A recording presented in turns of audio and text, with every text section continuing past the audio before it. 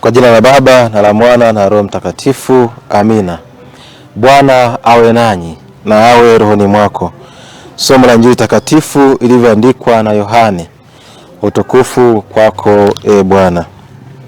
Siku zile Yesu alijidhihirisha tena kwa wanafunzi wake penye bahari ya Tiberia. Naye alijidhihirisha hivi: Simoni Petro na Tomaso aitwaye Pacha na Nathanaeli wa Kana ya Galilaya na wana wa Zebedayo na wengine wawili wa wanafunzi wake walikuwapo pamoja. Simoni Petro alimwambia, naenda kuvua samaki. Nao wakamwambia, sisi nasi tutakwenda nawe. Basi wakaondoka wakapanda chomboni, ila usiku ule hawakupata kitu. Hata asubuhi kulipokucha, Yesu alisimama ufuoni, walakini wanafunzi hawakujua ya kuwa ni Yesu. Basi Yesu akawaambia, wanangu, mna kitoweo? Wakajibu, la. Akawaambia, litupeni jarife upande wa kuume wa chombo, nanyi mtapata. Basi wakatupa, wala sasa hawakuweza kulivuta tena kwa sababu ya wingi wa samaki. Basi yule mwanafunzi ambaye Yesu alimpenda akamwambia Petro, ndiye Bwana. Naye Simoni Petro aliposikia ya kwamba ni Bwana, akajifunga vazi lake, maana alikuwa uchi, akajitupa baharini.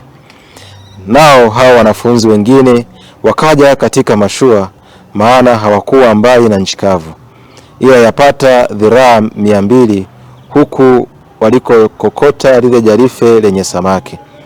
Basi waliposhuka pwani, wakaona huko moto na makaa, na juu yake pametiwa samaki na mkate. Yesu akawaambia, leteni hapa baadhi ya samaki mliowavua sasa hivi. Basi Simoni Petro akapanda chomboni, akalivuta jarife pwani, limejaa samaki wakubwa 153, na ijapokuwa ni wengi namna hiyo, jarife halikupasuka. Yesu akawaambia, njooni mkafungue kinywa. Wala hakuna mtu katika wale wanafunzi aliyethubutu kumuuliza, nani wewe? Wakijua ya kuwa ni Bwana. Yesu akaenda akautoa mkate, akawapa, na samaki vivyo hivyo. Hiyo ndiyo mara ya 3 ya Yesu kuonekana na wanafunzi wake baada ya kufuka katika wafu. Neno la Bwana. Sifa kwako e Kristo. Wapendwa familia ya Mungu, leo tunaona Bwana wetu Yesu Kristo akiendelea kujidhihirisha mbele ya wanafunzi wake, na leo Kristo anajidhihirisha kwao na anapata ukarimu kutoka kwa wanafunzi wake ambao wamevua samaki wapya. Lakini kitendo cha wao kwenda kuvua samaki ilitokana na mkato wa tamaa ambao hawakuamini kama Kristo kweli amefufuka. Lakini sasa anapojidhihirisha kwao, anaendelea kuimarisha imani yao na kuonesha kwamba ni yeye, na hivi anajidhihirisha zaidi kwa kuwapa ishara nyingine ya kuwaomba wafungue kinywa, na hivi anaumega mkate na anawapa samaki aliyeokwa katika makaa ya moto.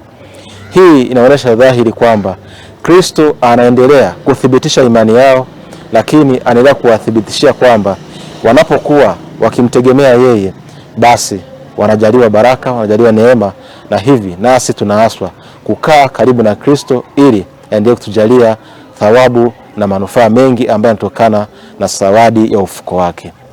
Tumsifu Yesu Kristo milele. Amina. Awabariki Mungu Mwenyezi, Baba na Mwana na Roho Mtakatifu.